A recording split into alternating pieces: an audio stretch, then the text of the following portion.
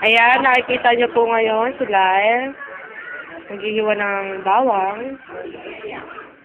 At ayan si Kuya Eli, walang ginagawa.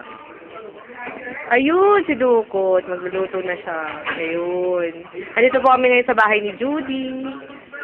Ayan, nakikita niyo, magluluto kami ng beef steak. O, nagsasalita siya. Ano tanong mo? Ayan, nakikita niyo yun. Fresh na beef. Ayan. Asawa. Ayan, pumusin-pusing pa. Dito po ngayon tayo sa sala. Nakikita niyo ang aming pagpatir. Ayun.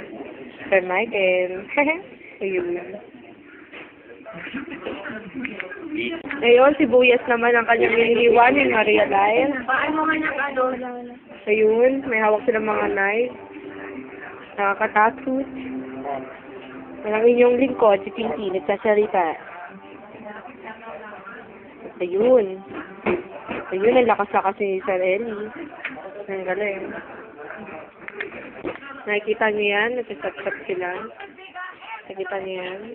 Ayan, yan sila ang aming chef for the day.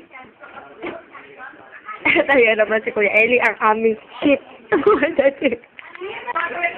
Eto na, nagka-cry-cry na kami dahil sa sibuyas. Para sa beef steak, dudong. Ayan, ako nakikita niya sa Wendy, nagtatulog-tulogan. Ayan. Lalagay ko yung tangi sa YouTube, bala ka.